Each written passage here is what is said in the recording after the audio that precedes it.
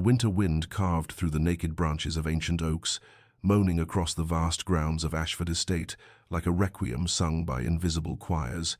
and within the great house itself, fires blazed in every hearth, yet seemed powerless against the chill that pervaded the stone corridors and gilded drawing rooms, where Lady Cecilia Hartwell stood in her travelling cloak, her fingers trembling not from cold, but from the terrible, electric anticipation that had seized her heart the moment her carriage passed beneath the iron gates. She was a woman of modest fortune, possessed of no particular beauty, save for the unusual clarity of her grey eyes and the natural grace with which she carried herself, and she had no right to be here among these glittering aristocrats who gathered for the Duke of Ashford's winter house party. No right except for the tenuous connection through her cousin, the Duchess of Pembroke, who had secured the invitation with well-meaning interference that Cecilia now half regretted. The welcome dinner that first evening was held in a dining room of such grandeur that the candlelight seemed to lose itself in the shadows of the vaulted ceiling, and Cecilia found herself seated at a position neither honoured nor entirely forgotten, surrounded by ladies whose jewels caught the light like imprisoned stars, and gentlemen whose conversation flowed with the easy confidence of those who had never questioned their place in the world. And there, at the head of the table, presided the Duke himself, Sebastian Ashford, a man whose dark hair held threads of premature silver at the temples, and whose face might have been carved from the same stone as his ancestral home, all sharp angles and aristocratic severity, beautiful in the way that winter itself is beautiful, remote and forbidding. Cecilia had allowed herself one glance, just one, before lowering her eyes to her plate, but that single look had confirmed what her treacherous heart had whispered during all the weeks of preparation and travel. He was exactly as she remembered, exactly as he had appeared in her thoughts during 2 long years of trying and failing to forget. When the soup was served, she had gathered her courage like a threadbare shawl around her shoulders and attempted what any well-bred guest might attempt, a polite observation about the estate's remarkable architecture, her voice soft but clear as she addressed the Duke across the expanse of damask and silver.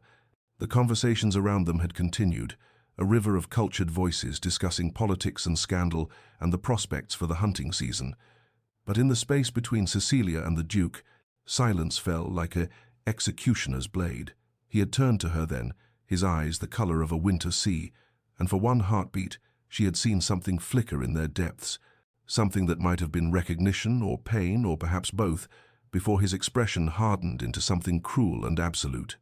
"Don't speak to me," he had said, his voice low enough that only those nearest could hear, yet loud enough to ensure that her humiliation would ripple outward through whispers and sidelong glances. And then he had returned his attention to his plate, as though she had ceased to exist entirely, as though she were merely another shadow among the many that haunted his ancestral home. Cecilia had felt the heat rise to her cheeks, had felt the curious and pitying gazes of the other guests settle upon her like a weight she would carry for the remainder of the evening, but she had held herself still and composed,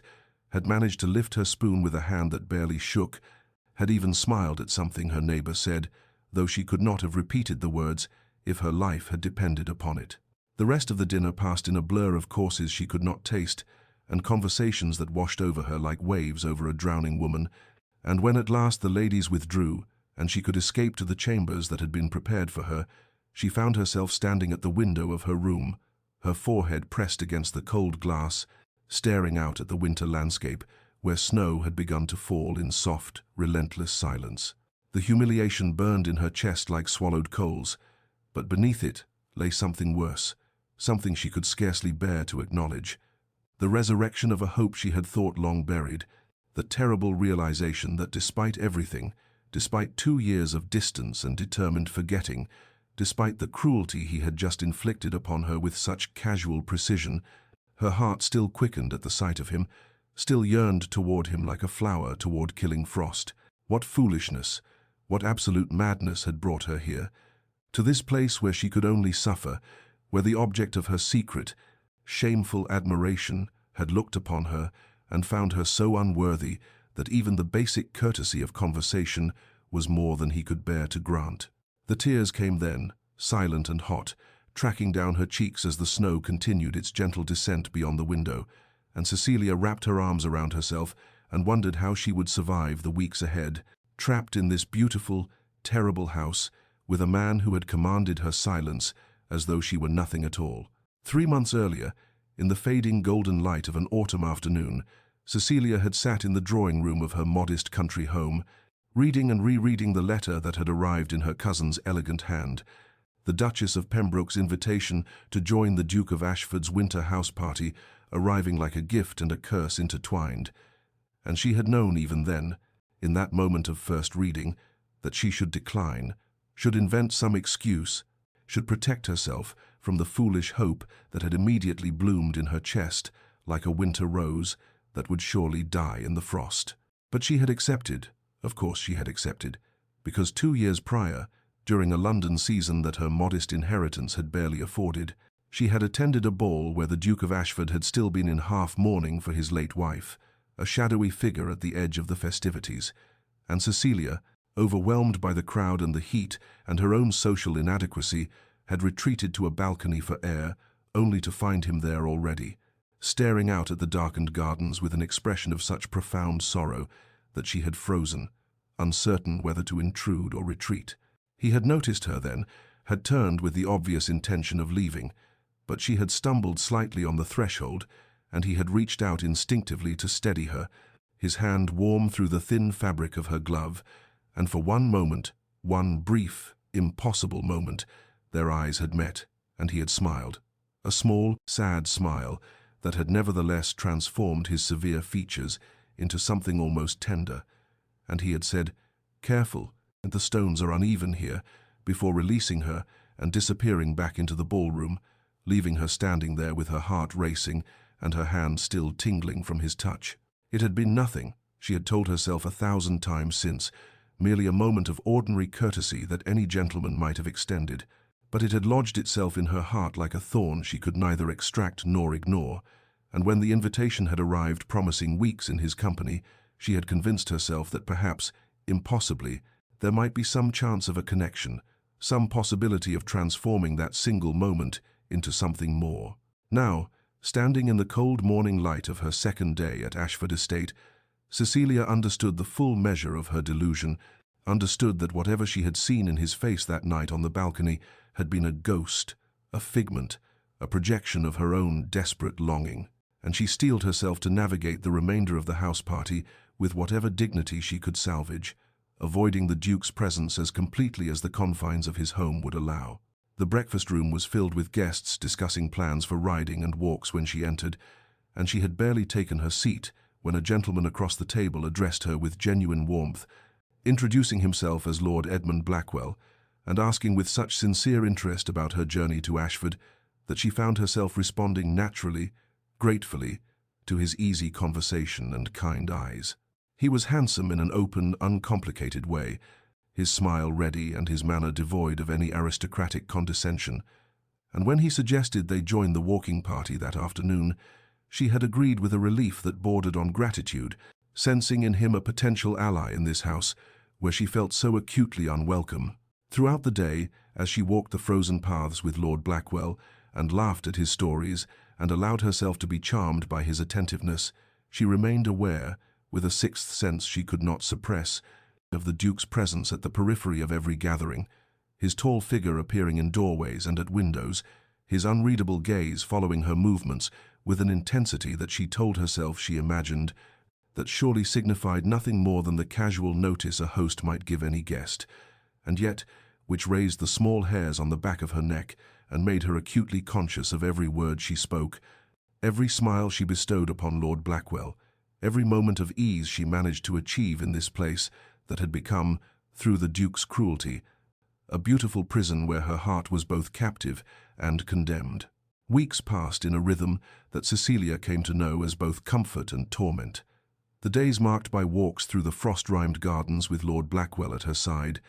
his conversation unfailingly pleasant and his attention unfailingly directed toward her in a way that soothed the raw wound the Duke's dismissal had opened, and the evenings filled with card games and musical performances and all the elaborate rituals of country house entertainment, where she found herself laughing more genuinely than she had expected, finding in Edmund's presence a kind of ease that felt like balm upon burned skin.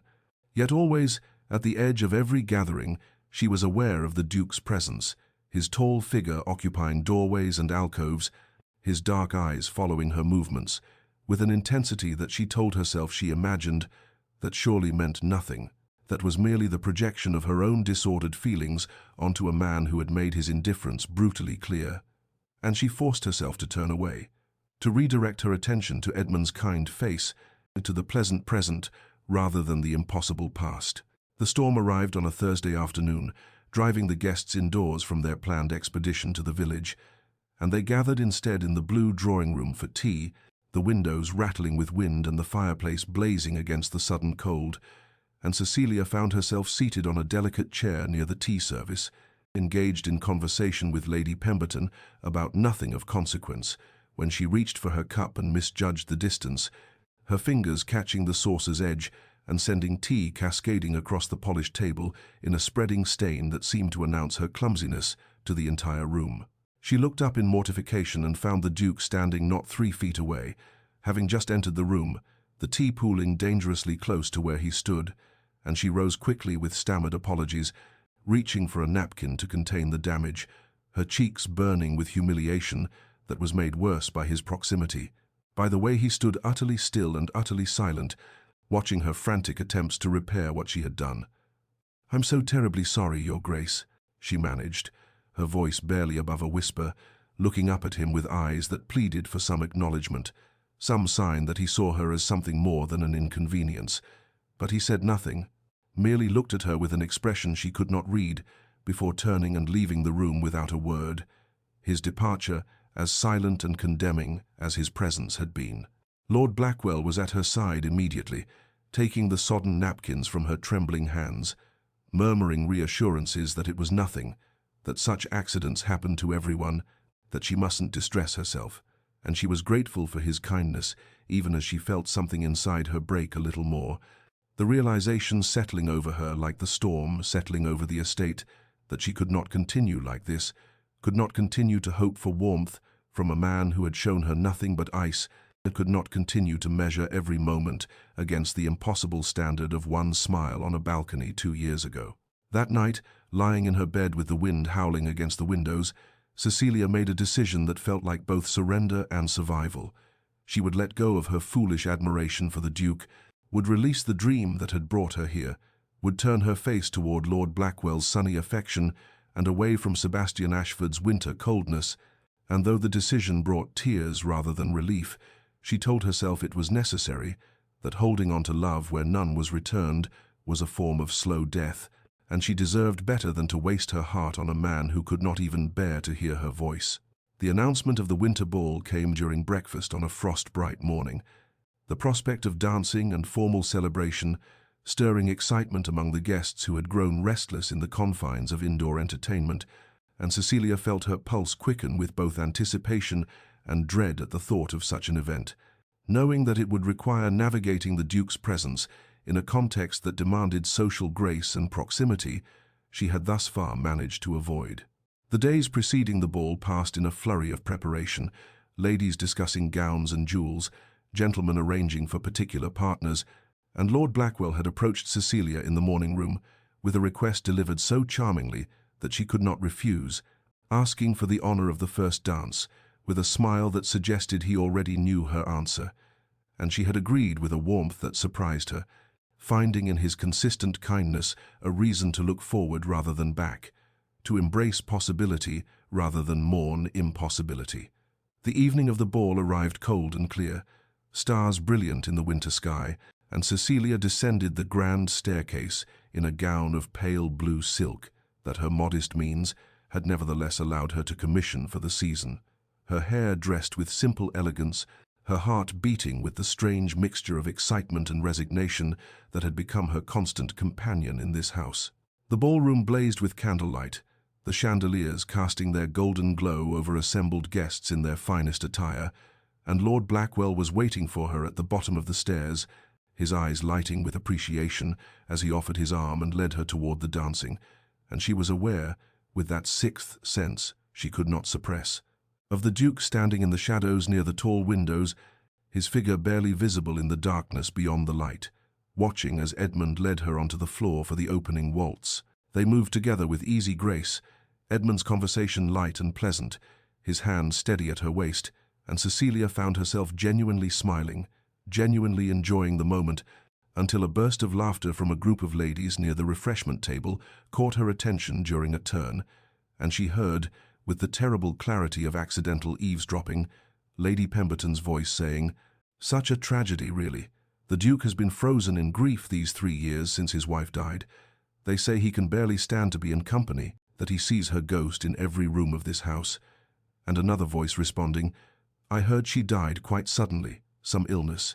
and he was away on business. Unable to reach her in time to say farewell, the guilt of it has destroyed him." The words struck Cecilia like a physical blow, understanding flooding through her even as she maintained her steps in the dance, and she felt a sharp pang of comprehension for the man who had been so cruel to her, saw his coldness suddenly in the context of unbearable loss and guilt, and yet she reminded herself fiercely that grief, however profound, did not excuse deliberate unkindness, that understanding his pain did not erase her own. The dance ended, Edmund led her from the floor with his hand gentle at her elbow, and as they paused to take refreshment, he produced from his pocket a small wrapped parcel which he presented to her with an expression of pleased anticipation, explaining that she had mentioned in passing during one of their walks her love of botanical sketches,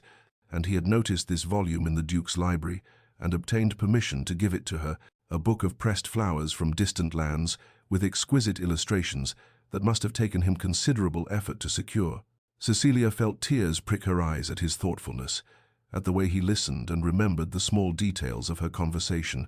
at the kindness that asked for nothing in return but her happiness, and she thanked him with genuine emotion, holding the book as though it were something precious, even as her gaze drifted involuntarily toward the shadows where the Duke had stood, finding the space now empty, the darkness unoccupied, as though he had been merely a phantom conjured by her guilty conscience and the gossip's tales of ghosts. The friendship between Cecilia and Lady Arabella Ashford began quite naturally in the days following the winter ball, when the Duke's younger sister sought her out in the music room where Cecilia had gone to practice,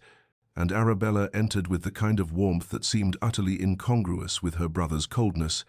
settling herself on the window seat and declaring that she was desperately in need of pleasant company after enduring Lady Pemberton's interminable stories about her daughter's musical accomplishments. Arabella was perhaps 3 years younger than Cecilia, possessed of dark curls and intelligent eyes that reminded Cecilia painfully of her brother. Yet where Sebastian's gaze was shuttered and distant, Arabella's sparkled with curiosity and genuine kindness, and their conversations became a daily occurrence, ranging from trivial matters of fashion and gossip to deeper discussions of literature and philosophy that Cecilia found nourishing in a way she had not anticipated. It was during one such conversation, as they sat together in the conservatory watching snow fall beyond the glass walls, that Arabella spoke of her brother with a sadness that made Cecilia's heart ache despite her determination to remain indifferent to the Duke's troubles. "He was not always as you see him now," Arabella said quietly, her fingers tracing patterns on the frost-covered window. "Before Caroline's death, Sebastian was the warmest person I knew, quick to laugh, generous with his affection, beloved by everyone who knew him, and when she died, it was as though something fundamental in him died as well, and I have watched him retreat further into himself with each passing month until I fear he has forgotten how to be anything but cold." Cecilia listened with her throat tight, understanding more with each word yet still nursing the wound of his cruelty, and she asked carefully whether the Duke had loved his wife very much, to which Arabella replied that he had, but that she sometimes wondered if his current state was less about love than about guilt, about the terrible burden of not being present when Caroline needed him most. Then Arabella had turned to Cecilia with an expression of puzzlement, saying something that sent a shiver through her. "You know, it is the strangest thing, but you remind my brother of someone, I am certain of it, for I have caught him watching you when he thinks no one observes, and there is something in his face, some recognition or pain or perhaps both, though I cannot fathom whom you might resemble or why it should trouble him so." Cecilia had deflected the observation, redirecting the conversation to safer topics.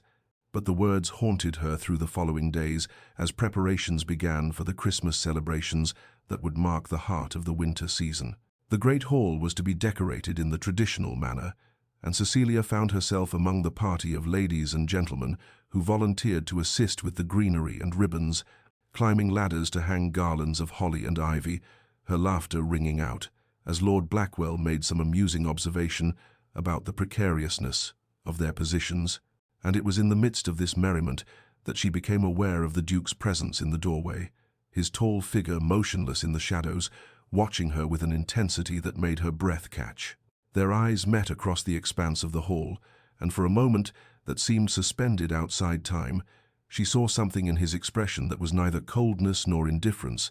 but rather a profound and terrible longing,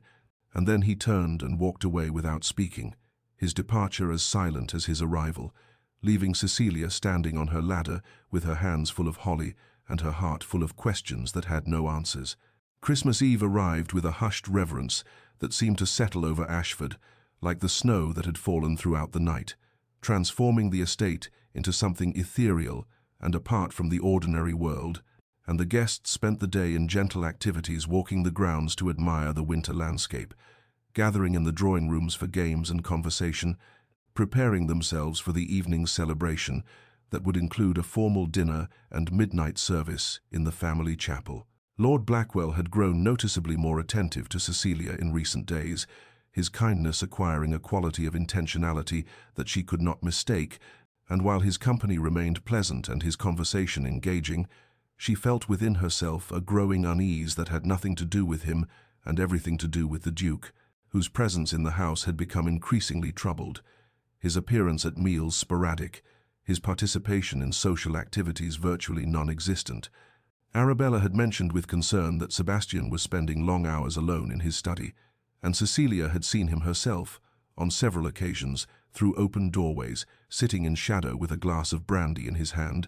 his posture suggesting a man wrestling with demons that offered no quarter and accepted no surrender. After dinner, as the guests dispersed to prepare for the evening service,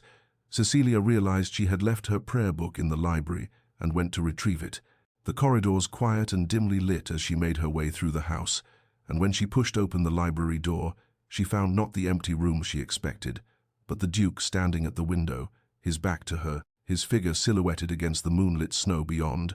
and the scent of brandy hung heavy in the air. She froze in the doorway, her breath catching, every instinct telling her to retreat before he became aware of her presence. But some small sound must have betrayed her, for he turned slowly, and even in the darkness she could see the devastation in his face, the evidence of some internal battle that had left him wounded and weary. "Your Grace, I apologize," she began, the words automatic, and then she remembered his command, the prohibition he had laid upon her in front of witnesses, and she closed her mouth, turning to leave with as much dignity as she could muster, her hand already on the door handle when his voice stopped her. "Wait." The single word fell into the silence like a stone into still water, and Cecilia turned back to him, her heart beating so violently she thought it must be audible in the quiet room, hope and confusion warring within her as she met his gaze across the expanse of polished floor. He looked at her for a long moment, his expression unreadable in the shadows, and she waited, scarcely breathing, for whatever words would follow that singular command. But none came. He simply stood there, looking at her with something that might have been longing or regret or both, his lips parting as though to speak, and then closing again, and finally he turned back to the window, his shoulders rigid with tension, and his silence a dismissal more cruel than any words could have been. Cecilia felt tears burn behind her eyes, felt anger and hurt rise in her throat like bile, and she left without another word, pulling the door closed behind her with exquisite care, refusing to give him the satisfaction of hearing it slam, and she walked quickly through the corridors to Arabella's chambers, where she knocked with trembling hands and was admitted immediately, her composure finally crumbling as she sank into the chair. Her friend offered and confessed in broken sentences her impossible and conflicted feelings for a man who treated her with such incomprehensible cruelty, yet who watched her with eyes that spoke of suffering she could not fathom and did not know how to heal. January arrived with a thaw that turned the snow to slush and the pristine landscape to something grey and uninviting. And with the new year came a subtle shift in the dynamics of the house party, for Lord Blackwell's attentions towards Cecilia had evolved from the friendly warmth of companionship into something unmistakably deliberate. His courtship conducted with such propriety and obvious sincerity that even the most cynical observers remarked upon it with approval, noting that he would make her an excellent husband, that they seemed well suited in temperament and interests, that it was fortunate indeed for a young woman of modest fortune to attract the regard of such an eligible gentleman. Cecilia accepted his attentions with a mixture of gratitude and resignation, for she had resolved after the painful Christmas Eve encounter to abandon whatever foolish hopes she had harbored regarding the Duke, to embrace the future that Lord Blackwell offered, with its promise of kindness and stability and affection that might not set her soul aflame, but would at least not burn her with its coldness. The Duke himself had become increasingly agitated in these weeks, his appearances at social gatherings marked by a restlessness that manifested in his pacing, his inability to remain seated for any length of time, his habit of entering rooms only to leave them moments later, as though he could find no peace anywhere within his own house. Yet still, he maintained his terrible silence towards Cecilia. Still, he refused to speak directly to her, and she had begun to hate him for it, even as some treacherous part of her heart continued to ache in his presence. The sledding party was organized by several of the younger guests on a bright afternoon, when the temperature had dropped again and frozen the slush into something manageable, and Cecilia found herself laughing with genuine pleasure as she descended the hill behind the south gardens, the cold air burning her cheeks and the speed exhilarating after so many days confined indoors. And it was on her third descent that her sled hit an unexpected ridge of ice and overturned, sending her tumbling into the snow with a sharp cry of pain as her ankle twisted beneath her. Lord Blackwell reached her first, his face pale with concern as he helped her sit upright and gently examined her injury, declaring that she must not put weight upon it, and lifting her into his arms to carry her back to the house, despite her protests. And she caught a glimpse of the Duke standing at some distance, motionless among the trees, watching the scene unfold with an expression she could not read across the space that separated them. It was Lord Blackwell who settled her in the drawing-room and called for a maid to bring blankets. But within the hour the estate's physician arrived, sent for, the servant said, by his grace, and it was by the Duke's orders that her ankle was properly bandaged, that a footstool was positioned for her comfort, that hot tea and laudanum were brought for the pain. All of this communicated through intermediaries, as though Sebastian could not bring himself to approach her directly, even in her injury, and Cecilia sat with her throbbing ankle elevated and her heart full of bitter confusion, wondering at a man who would arrange for her every comfort, yet could not speak a single word of concern to her face, who would ensure she received the best possible care, yet would not grant her the basic courtesy of his direct attention, and she found herself both touched by evidence of his concern and furious at his continued refusal to break the silence that stood between them like an impenetrable wall. The physician prescribed 3 days of rest with her ankle elevated, and Cecilia found herself confined to her chambers, with only books and visitors for company, the enforced stillness allowing her thoughts to circle endlessly around the contradictions that seemed to define her situation at Ashford. And on the first morning of her confinement, she woke to find a stack of novels on the table beside her bed, volumes she had mentioned in passing during various conversations, but had not requested, and she assumed Lord Blackwell had remembered her preferences and sent them as a kindness, which indeed seemed consistent with his thoughtful nature. Arabella visited that afternoon with embroidery and gossip, settling herself in the chair beside Cecilia's chaise, with the easy comfort of true friendship, and they spent a pleasant hour discussing the other guests and their various romantic entanglements, until a maid arrived, bearing an armful of hothouse roses, their fragrance filling the room with the scent of summer despite the winter cold beyond the windows. And again, Cecilia felt touched by what she believed to be Lord Blackwell's generosity, though she thought it perhaps excessive, and hoped he would not think her forward for accepting such gifts while they remained merely friends. Or perhaps something slightly more than friends, though nothing had been formally declared. The following day brought a parcel containing the softest cashmere blanket Cecilia had ever touched, dyed a blue that matched her eyes perfectly, and with it came volumes of poetry and a box of crystallized violets,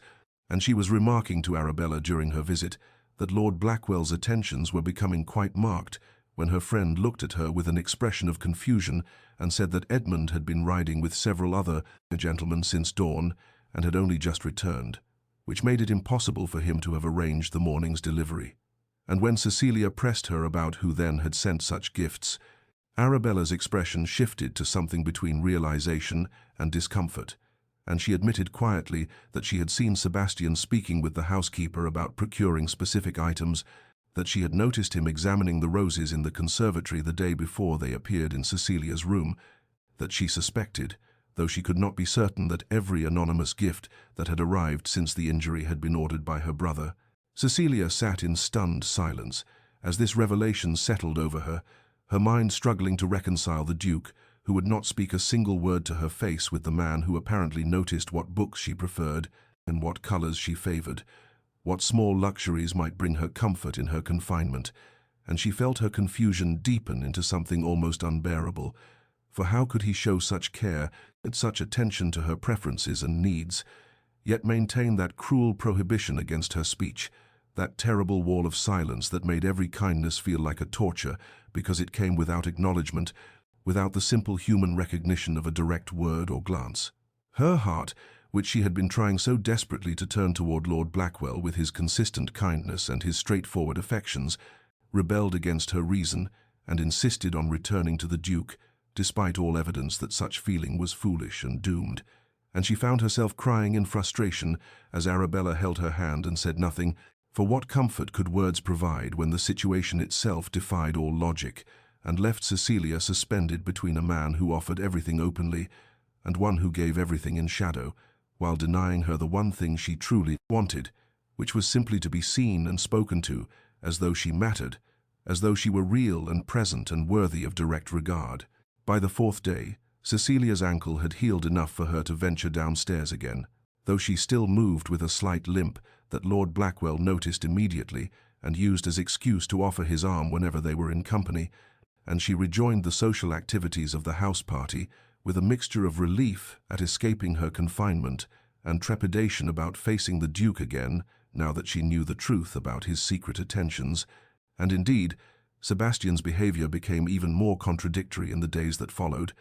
for he would leave a room the moment she entered it, yet she would find her favorite tea waiting at her customary seat in the drawing-room, or he would turn away when their paths crossed in a corridor. Yet the next morning, she would discover that the book she had been searching for in the library had been left outside her chamber door, and the accumulated weight of these anonymous kindnesses, combined with his continued refusal to acknowledge her directly, created a tension that felt unbearable, as though she were living in two different realities simultaneously. It was on a grey afternoon, nearly a week after her recovery, that Lord Blackwell requested a private word with her in the conservatory, and Cecilia's heart sank with the certainty of what was coming, even as she accompanied him among the exotic plants and hothouse flowers. And he spoke with his characteristic directness tempered by genuine feeling, saying that his regard for her had grown beyond simple friendship, that he wished to write to her father to formally request permission to court her with matrimonial intentions. And she found herself unable to immediately refuse, though neither could she bring herself to enthusiastically accept, and so she asked for time to consider, which he granted with the same patience and understanding that marked all his dealings with her, though she saw the flicker of concern in his eyes and knew he sensed her hesitation, stemmed from something more than maidenly uncertainty. That evening a musicale had been arranged in the music room, several of the lady guests performing on pianoforte or harp, while the others listened with varying degrees of genuine appreciation and polite endurance, and Cecilia had not intended to play, for she felt too unsettled by the afternoon's conversation, but Lady Pemberton insisted, and the other guests joined in encouraging her until she could not refuse without seeming churlish, and so she seated herself at the instrument and began to play a piece by Beethoven that she had learned years ago, a melancholic sonata that seemed to capture something of her current emotional state with its minor key and its moments of almost unbearable yearning, alternating with passages of resigned acceptance. She lost herself in the music, as she always did when performing this particular composition, her fingers moving across the keys with the sureness of long practice, while her mind drifted to thoughts of impossible situations and hearts divided against themselves. And she did not notice when the Duke appeared in the doorway at the far end of the room, did not see how he stood utterly still as the music washed over him, and did not observe the way his expression transformed from its usual careful blankness into something raw and exposed. Grief and longing and recognition all visible in the lines of his face for anyone who cared to look. But Arabella saw, seated as she was near the entrance, and she watched her brother's face as Cecilia played, and understood in that moment something she had only suspected before, that whatever complicated feelings Sebastian harbored toward Cecilia ran far deeper than mere resemblance to his late wife or the pain of unwelcome reminders. And when the final notes faded and the guests applauded Cecilia's performance, Arabella glanced toward the doorway again, only to find it empty, her brother having vanished as silently as he had appeared, and she wondered with a mixture of sadness and frustration how long Sebastian intended to maintain this torture of proximity and distance, of caring and silence, before something broke irreparably in the terrible tension he had created. The morning after the musicale, Arabella arrived at Cecilia's chambers earlier than usual, with an expression that suggested she carried something heavy on her mind, and when Cecilia invited her to sit, her friend hesitated before saying that there were things about Sebastian's past that might help Cecilia understand his behavior. Though speaking of them felt like a betrayal of her brother's privacy, yet she could no longer watch two people she cared for suffer in such unnecessary confusion and pain. Arabella settled herself in the chair by the window, where winter sunlight fell pale across her face, and began to speak of Caroline, Sebastian's late wife, describing a woman of remarkable beauty with dark hair and blue eyes, a woman whose portrait still hung in Sebastian's private chambers, though he had removed all other traces of her from the public rooms of the estate. And as Arabella spoke of Caroline's features and colouring, Cecilia felt a cold understanding begin to settle over her, for the description matched her own appearance with an unsettling precision that could not be mere coincidence. The resemblance, Arabella explained with obvious discomfort, was quite striking, not identical certainly, but similar enough that seeing Cecilia had apparently affected Sebastian deeply from the moment she arrived, and Arabella confessed that she had noticed her brother's strange behavior towards Cecilia from the very first dinner, and had suspected the resemblance played some role in his coldness, though she could not fully understand the depth of his reaction or why he would choose cruelty over simple avoidance. Caroline had died 3 years ago, Arabella continued, her voice dropping to something barely above a whisper,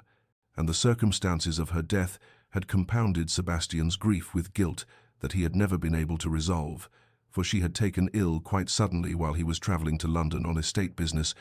and by the time word reached him and he returned to Ashford, she was already gone, buried in the family plot, before he could see her one final time, or speak the words of love and farewell that he would carry unspoken for the rest of his life. Sebastian had blamed himself with an intensity that frightened those who loved him, Arabella said, convinced that if he had been present, he might have somehow prevented her death or at least eased her final hours, and this guilt had transformed him from the warm, engaged man he had been into the cold, withdrawn figure who now presided over Ashford like a ghost haunting his own life, and for 3 years he had lived in a kind of suspended animation, neither fully alive nor entirely claimed by grief, simply existing in the spaces between. Arabella believed that seeing Cecilia had awakened something in Sebastian that he had tried desperately to keep buried, that the resemblance to Caroline served both as a painful reminder of his loss and perhaps as something more complicated that he could not allow himself to acknowledge. For how could he feel anything for someone who looked so much like the wife, whose death he still blamed himself for? And how could he permit himself the possibility of connection when he had not yet forgiven himself for the perceived failures of the past? Cecilia listened to all of this with a mixture of compassion and rising anger, for while she could understand grief and even the paralysis of guilt, she could not accept that these emotions justified, treating her as though she were nothing more than a painful reminder or an unwelcome ghost, for she was her own person, with her own heart and feelings,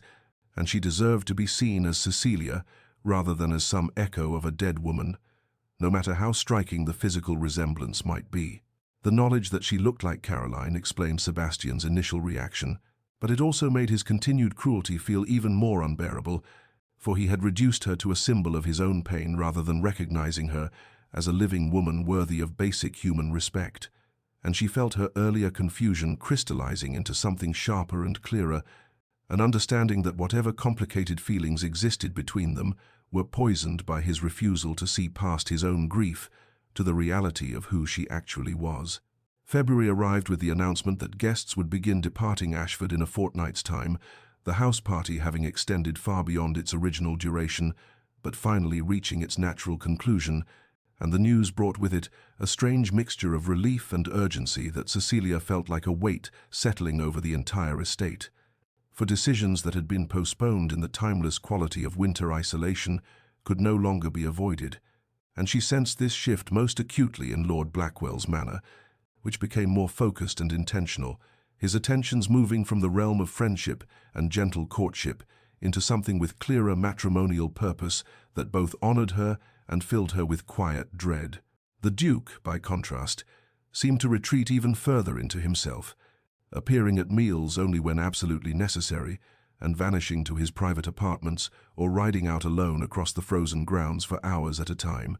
and Cecilia found herself caught between anger at his continued avoidance and a painful understanding of the torment that must drive a man to such extremes of isolation, though understanding did nothing to ease the hurt of being treated as though her very existence caused him suffering. It was on a grey afternoon 5 days after the departure announcement that Cecilia found herself alone in the library, seeking refuge among the books as she had so often during this strange and difficult visit,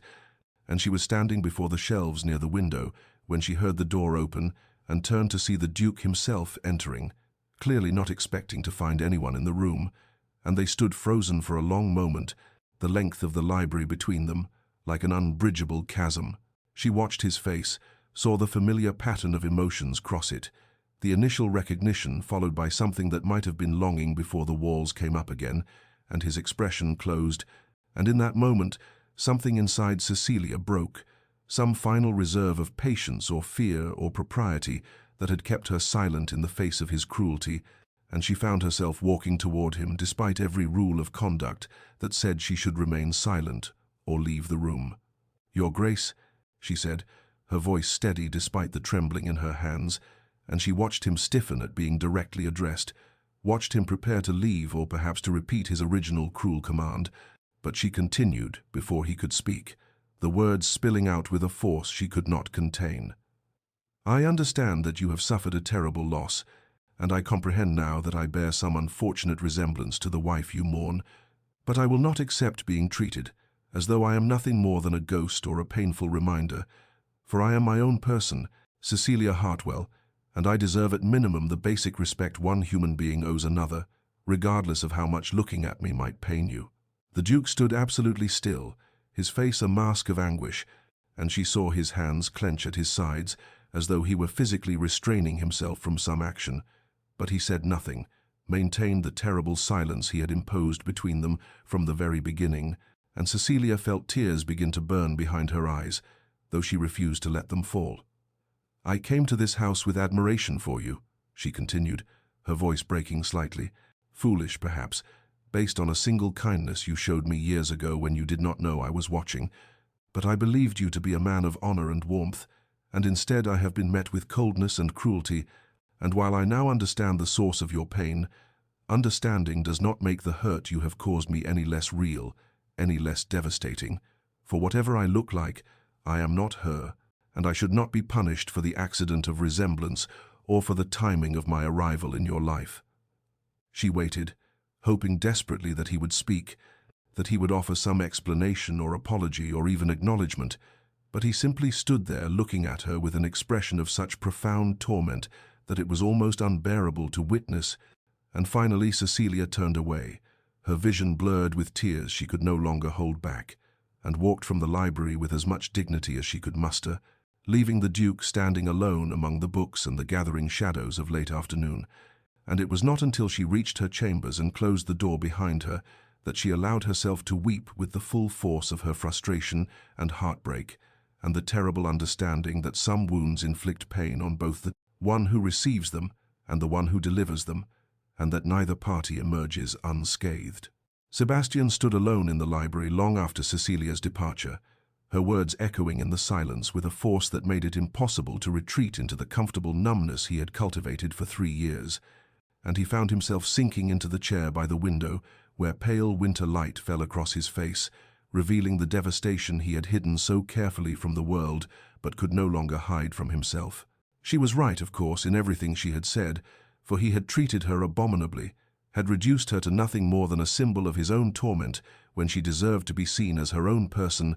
and the shame of this realization burned through him with an intensity that forced him to confront truths he had been fleeing since the moment she arrived at Ashford. The bitter reality was that his cruel command at that first dinner had not been born of contempt but of terror, for when Cecilia had smiled at him across the table with warmth and admiration in her eyes, he had felt something he believed himself no longer capable of feeling, a stirring of connection and possibility that had filled him with such profound guilt that he had lashed out with the only weapon he possessed, the cold dismissal that would ensure she never looked at him that way again.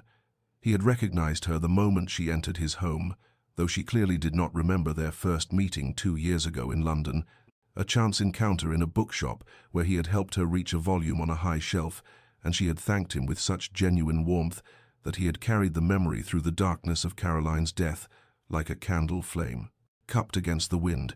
Even then, newly widowed and drowning in grief, he had noticed Cecilia, had felt an attraction that seemed like a betrayal of everything he owed to Caroline's memory,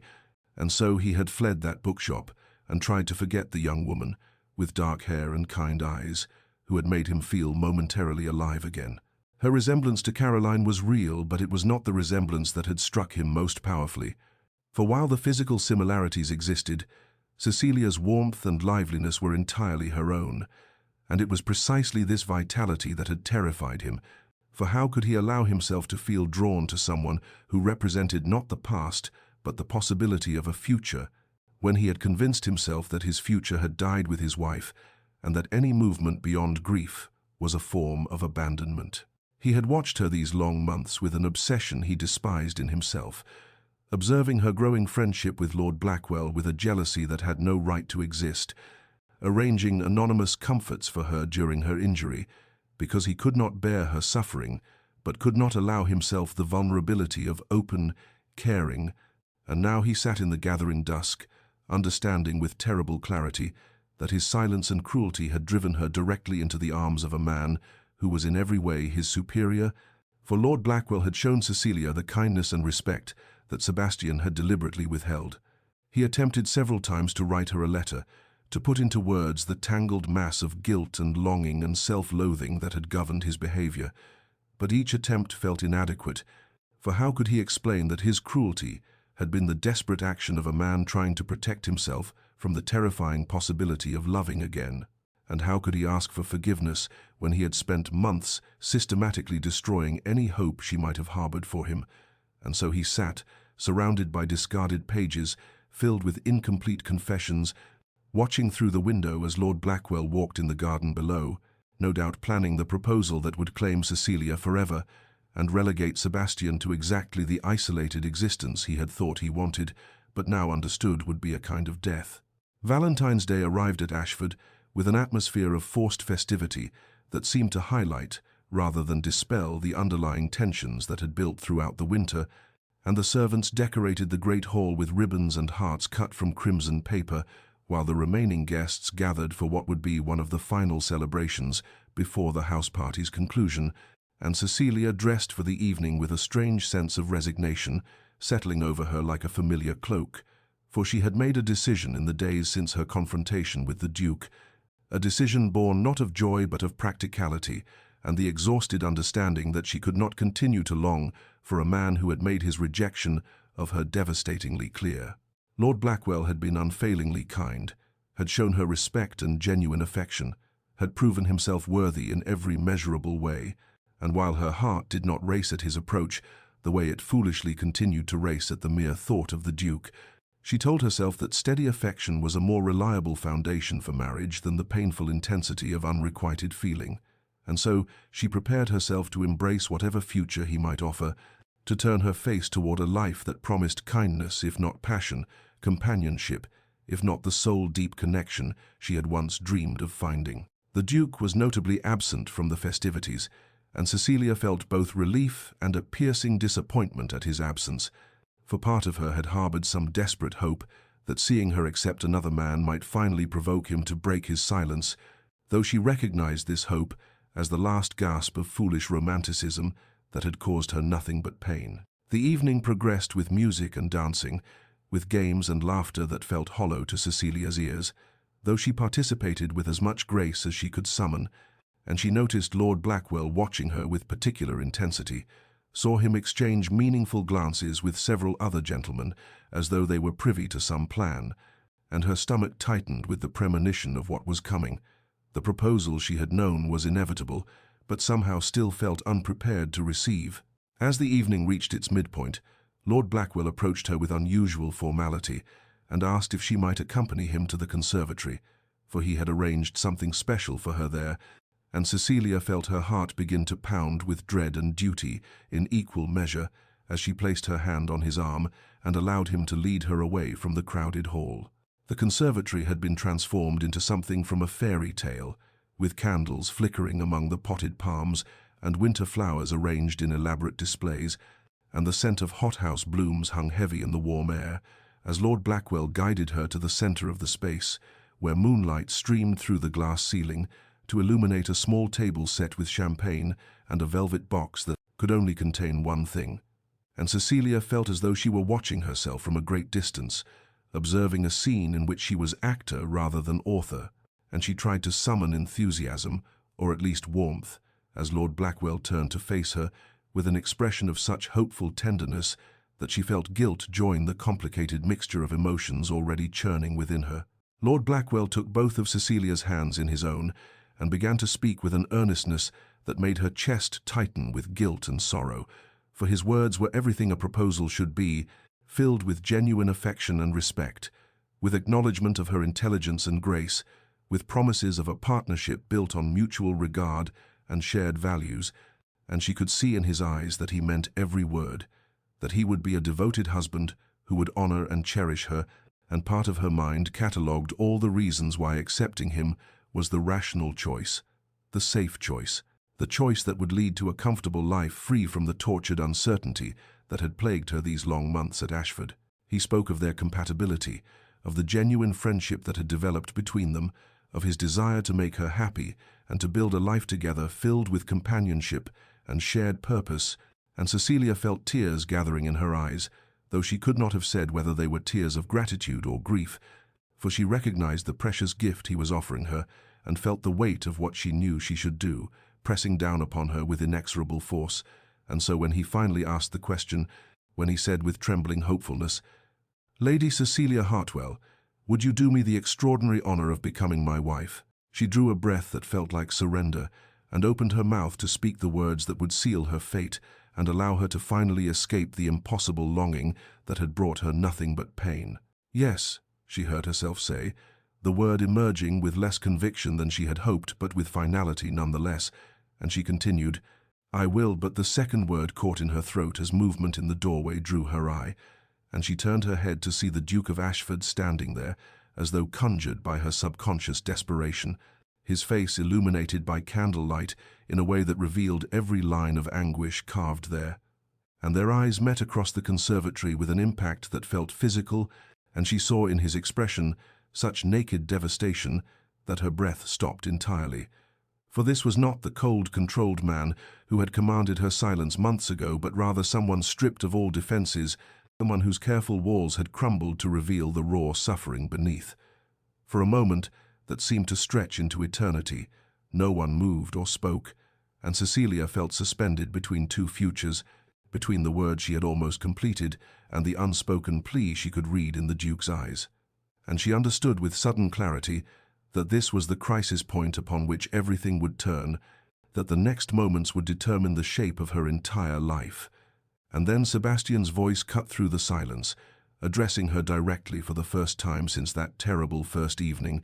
his tone rough with emotion, as he said the words that shattered the careful resignation she had built around her heart. "Cecilia, please," he said, and the use of her Christian name felt like an intimacy after months of formal distance. "Please, don't," and the desperation in those simple words carried all the confession he had been unable to speak before.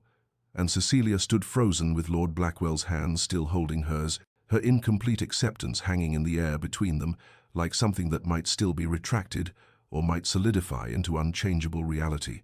while the Duke remained in the doorway, looking as though his presence there required every ounce of courage he possessed. And she realized that after months of silence and cruelty and inexplicable behavior, Sebastian had finally found his voice precisely at the moment when she had been about to close the door on any possibility between them forever. The silence that followed Sebastian's desperate plea stretched taut as a wire about to break, and Lord Blackwell's hands released Cecilia's, as though he suddenly understood that he had never truly held them at all, for whatever existed between her and the Duke had claimed her long before he had entered the story,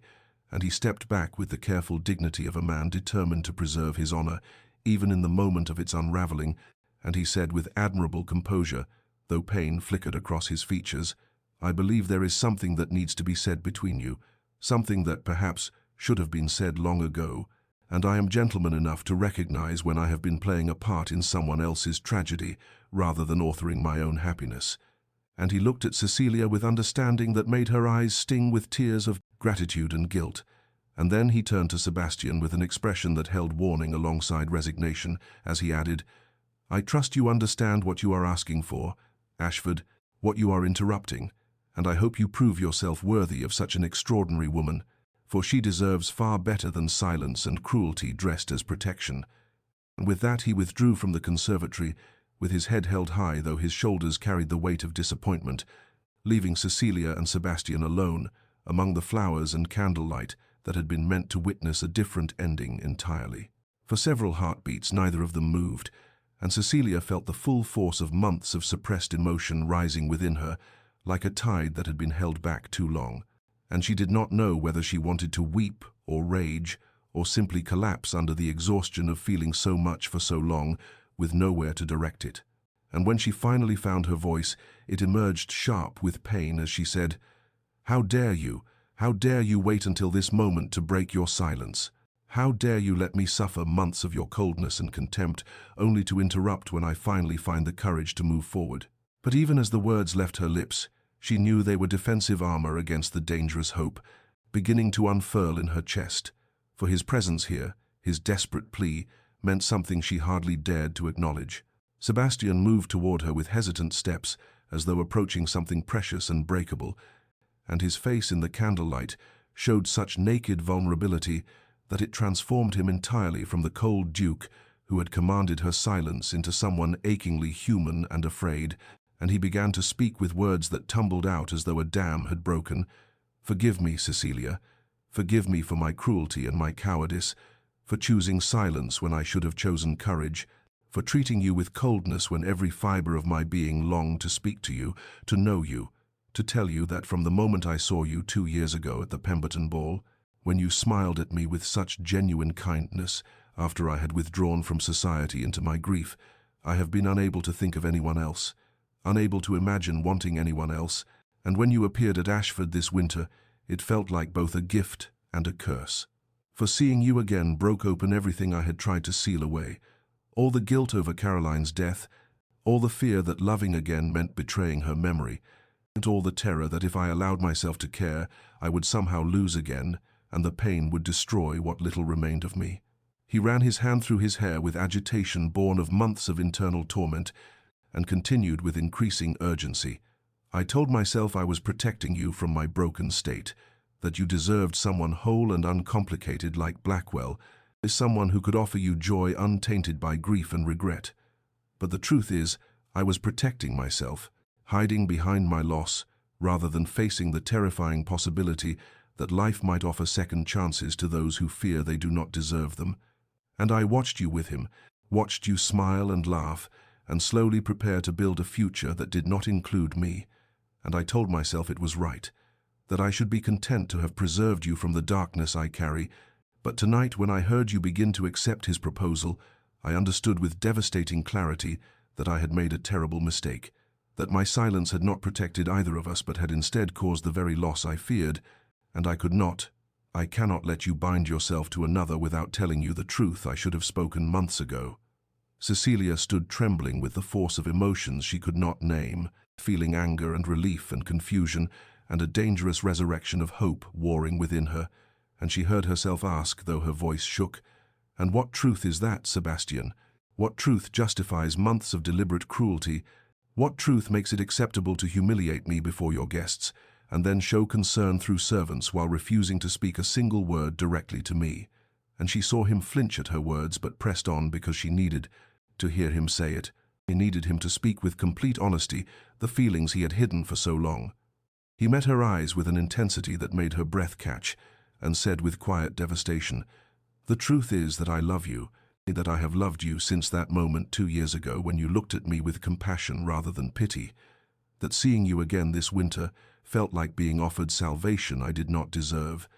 and my fear of that feeling, my guilt over moving beyond Caroline, my terror of vulnerability after loss made me cruel when I should have been honest, made me silent when I should have spoken, and I do not ask you to choose me. Cecilia, I do not ask you to forgive what I have done, or to believe that I deserve any consideration after how I have treated you. I ask only that you understand and that you know the truth before you make your decision, that you do not accept Blackwell believing that I felt nothing when in truth I felt everything and simply lacked the courage to say so." Cecilia felt the confession wash over her like a wave that simultaneously validated everything she had felt and ignited a fury at the months of unnecessary suffering, and the conflicting emotions rose within her with such force that she had to press her hand against her chest as though to contain them, and when she finally spoke, her voice trembled with barely controlled anger as she said, "You loved me, you have loved me all this time, and yet you chose to make me feel worthless, to humiliate me before your guests, to watch me struggle through months of confusion and pain when a single honest word could have changed everything." And she saw him flinch as though her words were physical blows, but she could not stop because the rage felt cleansing after so long spent swallowing hurt, and she continued with increasing passion, "Do you understand what you did to me, Sebastian? Do you comprehend the cruelty of your silence? I came to Ashford carrying a fragile hope born of one kind moment you showed me 2 years ago, a foolish romantic notion that perhaps the man who had looked at me with such warmth might remember me with favor, and you crushed that hope immediately and thoroughly. You made me question my worth and my judgment. You made me feel invisible and unwanted, and all the while you claim you were feeling everything I longed for you to feel, but simply lacked the courage to say so." And tears were streaming down her face now, though her voice remained steady with righteous anger. But even as she spoke, she felt something else beneath the fury, a desperate relief that she had not been imagining the moments of connection, that the longing had not been entirely one-sided, that perhaps she was not the fool she had believed herself to be for caring about someone who seemed to hold her in contempt. Sebastian stood before her, accepting her anger without defense, his own face wet with tears that shocked her, for she had never imagined the controlled Duke of Ashford capable of such visible emotion, and he said with broken humility, "You are right, you are absolutely right. There is no justification for what I did, no excuse that makes it acceptable. I was cruel when I should have been honest. I was a coward when I should have been brave, and I have spent every day since that first terrible evening regretting my words but lacking the strength to take them back, watching you from a distance and dying by degrees as I saw you slowly, giving your heart to a man who deserved it far more than I." And he moved closer, though he did not presume to touch her, and his voice dropped to barely above a whisper as he added, "I do not ask you to forgive me, Cecilia. I do not expect you to overlook months of pain simply because I have finally found my voice. I know that Lord Blackwell is the better choice, the safer choice, the man who has shown you consistent kindness while I have shown you only contradiction and hurt, and if you choose him, I will understand. I will accept it as the just consequence of my cowardice. But I needed you to know the truth. I needed you to understand that every cold word concealed feelings I was too afraid to acknowledge, that my cruelty was never about you, but about my own inability to move beyond grief and guilt." Cecilia felt her anger, warring with the treacherous hope that his words ignited, and she found herself saying with a complexity of emotion that surprised her, "For months I told myself that what I felt for you was foolish, that I was clinging to a fantasy built on one moment of kindness from 2 years ago, that I needed to accept reality and appreciate the genuine affection that Lord Blackwell offered me, and I nearly succeeded, Sebastian. I nearly convinced myself that safety and certainty were worth more than the dangerous possibility that you might feel something for me. After all, I was seconds away from accepting a proposal that would have closed the door on any future between us, and you stopped me at the very last moment, and I do not know whether to be grateful or furious, whether to see your timing as fate or cruelty." And she looked at him with eyes that held both longing and uncertainty, and asked the question that lay at the heart of her turmoil. "How can I trust that this is real, that you will not retreat back into silence the moment I allow myself to believe in what you are telling me? How can I risk my heart on someone who has already shown himself capable of such deliberate coldness?" He met her gaze with devastating honesty and said, You cannot know with certainty, and I cannot offer you guarantees because I am still learning how to live beyond the paralysis that grief created. But I can promise you that I will spend every day trying to prove myself worthy of a second chance, that I will fight my instinct to hide behind walls, that I will choose courage over self-protection, even when it terrifies me. And I can tell you that losing you to my own cowardice has taught me that the pain of vulnerability is nothing compared to the agony of watching you walk away. And Cecilia stood trembling in the candlelight of the conservatory, where she had nearly promised herself to another man, suspended between the rational choice that would lead to contentment and the dangerous choice that might lead to extraordinary happiness or devastating heartbreak. And she understood that this moment would define the rest of her life, that whatever she decided now would echo through all her years to come, and the weight of that knowledge was almost more than she could bear. Cecilia stood in the conservatory long after Sebastian had left her, with a final look of desperate hope, surrounded by the flowers and candles that Lord Blackwell had arranged with such care, and she felt the weight of the decision before her pressing down upon her like a physical force, for she understood that what she chose in the coming hours would determine not just her immediate future, but the entire trajectory of her life, and the knowledge that two good men waited for her answer, one who had shown her consistent kindness and deserved better than to be second choice, another who had caused her months of pain but offered the dangerous possibility of extraordinary love, made her feel as though she were being torn in two directions by equal and opposite forces. She knew she needed to speak with Lord Blackwell, that he deserved honesty and clarity rather than being left in suspended uncertainty while she wrestled with her heart, and so she sought him out in the drawing-room, where he stood by the window looking out at the winter night, with the posture of a man steeling himself for disappointment. And when she entered, he turned to her with such gentle understanding in his eyes that she felt her throat constrict with guilt and gratitude in equal measure. And before she could speak, he said with quiet dignity, "You do not need to explain, Cecilia. I saw your face when Ashford interrupted us. I saw the way you looked at him, and I understand now what perhaps I should have recognized earlier, that your heart has always belonged elsewhere, even as you tried to convince yourself otherwise. And while I had hoped that consistency and genuine affection might win where passion once claimed you, I am not so foolish as to believe that safety alone can compete with love." She felt tears streaming down her face as she took his hands and said with trembling sincerity, "You have been everything kind and good. Edmund, you have shown me respect and consideration when I desperately needed both, and you deserve someone whose heart is entirely free to love you without reservation or conflicted feeling. Someone who does not carry the complicated history and painful longing that I bring to every interaction, and I am so deeply sorry that I allowed our friendship to develop into courtship when some part of me must have known that my heart was not fully my own to give." And she saw the flash of pain cross his features, though he maintained his composure with admirable grace, and he squeezed her hands gently before releasing them, as he replied, "Do not apologize for being honest, for that is a greater kindness than false promises would have been, and I release you from any obligation you might feel toward me, though I hope you will choose carefully what you do next. And for Ashford has caused you considerable pain, and while I understand that love is rarely simple or convenient, you deserve someone who will choose courage over cowardice and who will speak truth rather than hide behind silence and grief." She nodded through her tears and thanked him with genuine warmth for his understanding, and he left her with a final gentle smile that held both disappointment and sincere wishes for her happiness, proving himself noble even in the moment of losing what he had hoped to gain. And after he departed, Cecilia found herself alone with the enormity of what she had just done, for she had released herself from the safe and certain path but had not yet committed to the dangerous and complicated alternative,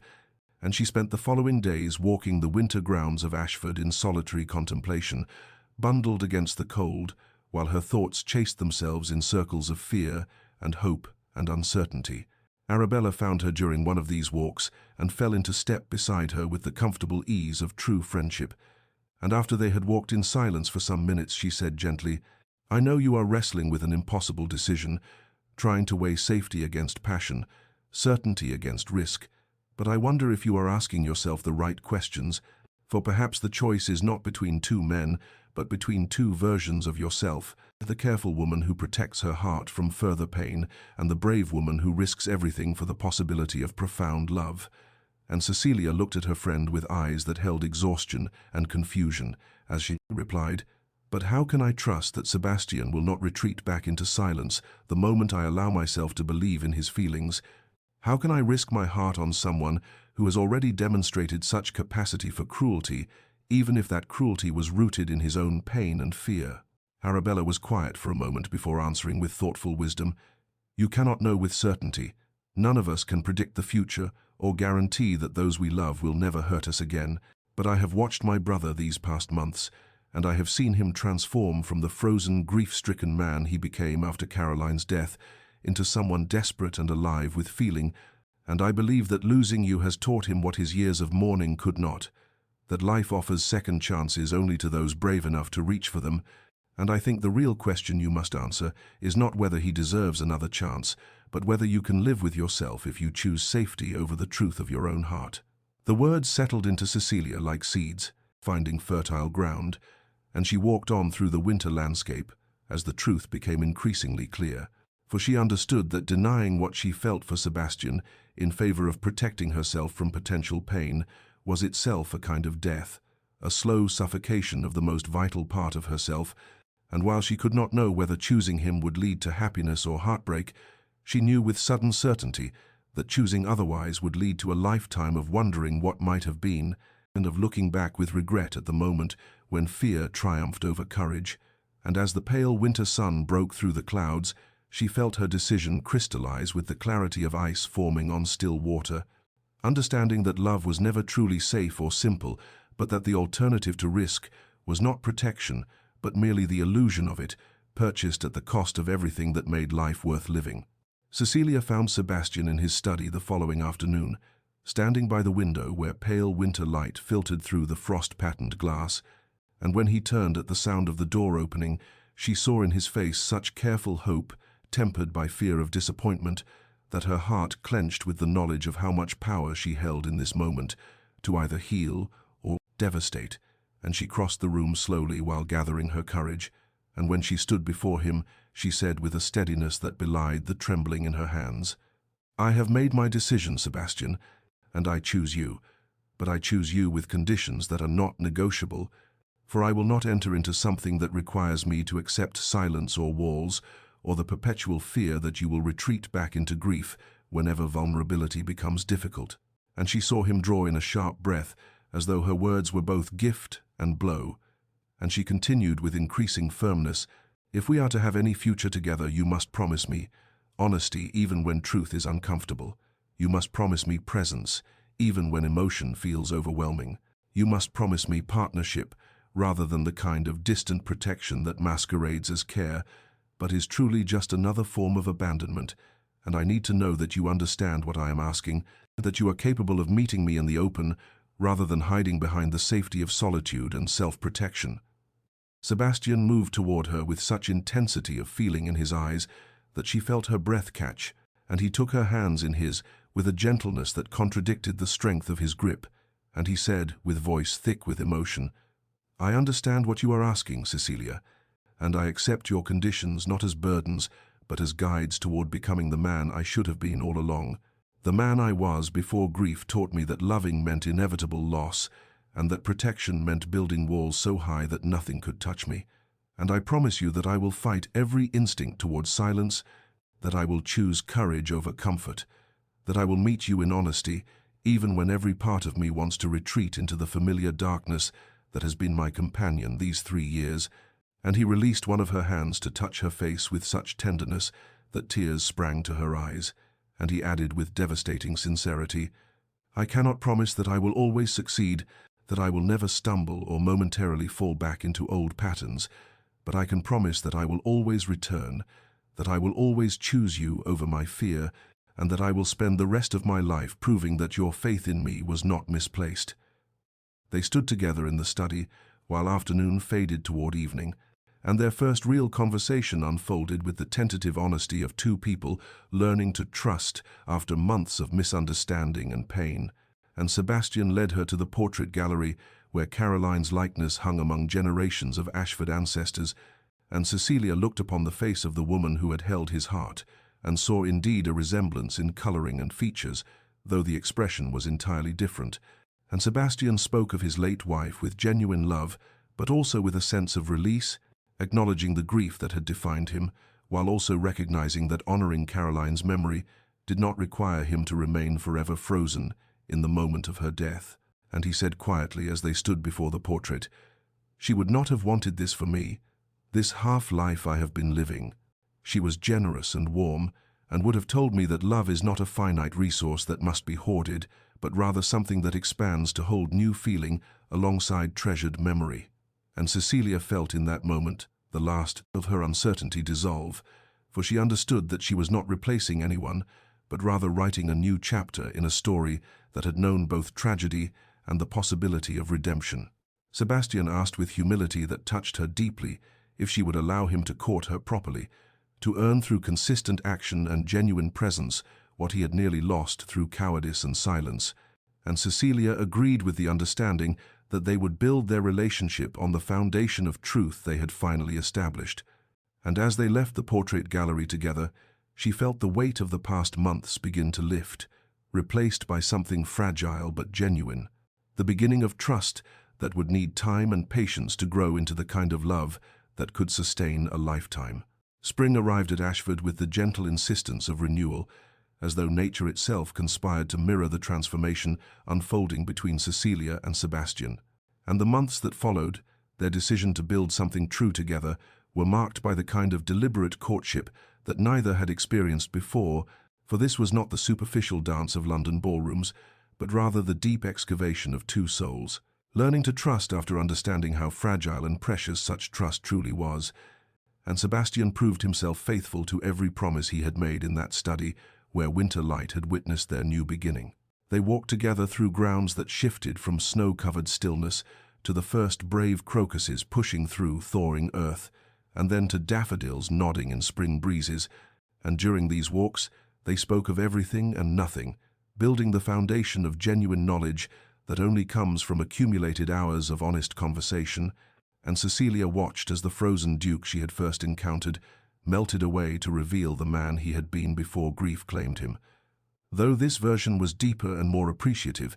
someone who understood the value of what he had nearly lost through his own cowardice, and would not take for granted the gift of being seen and chosen despite his failures. Sebastian courted her with the kind of attention that showed he had listened to every word she had ever spoken, remembering her casual mention of preferring wildflowers to hothouse roses, and appearing one morning with arms full of primroses picked from the estate's meadows, recalling her love of poetry and spending an evening reading Wordsworth aloud, while she sat curled in the chair opposite his in the library that had once been the site of such painful silence, demonstrating through 100 small gestures that he was present and attentive in ways that his earlier behavior had denied. And Cecilia felt herself opening like the spring flowers, allowing hope and joy to take root where pain and confusion had lived for so long. As April gave way to May, Sebastian asked her father's permission for her hand with all the formal correctness that society demanded, and when the blessing was granted, he planned a proposal that honored both the poetry of new love and the hard-won honesty of their particular journey. And he brought her to the rose garden just as evening descended, and the first stars appeared in the violet sky. And there, among flowers not yet blooming but heavy with the promise of summer beauty,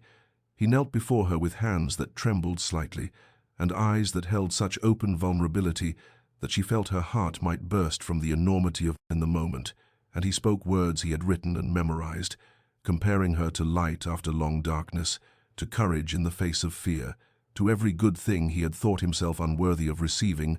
and he asked her to be his wife, not because he deserved her, but because he would spend every remaining day of his life becoming someone who might, and she said yes, with tears streaming down her face and joy singing through every part of her being. And when he slipped his mother's ring onto her finger, she felt the click of something settling into rightness, as though all the pain of the preceding months had been necessary preparation for this moment of perfect clarity. Their engagement was celebrated with the kind of genuine happiness that only comes when those gathered understand the unlikely path the couple had traveled to reach this point, and Arabella embraced Cecilia with tears of joy and whispered that she had never seen her brother so alive, so present, so wholly himself, as he had become, through loving and being loved by someone who demanded his full participation in life. And the wedding was planned for late June, when summer would be in full bloom and the estate gardens at their most glorious. And as the day approached,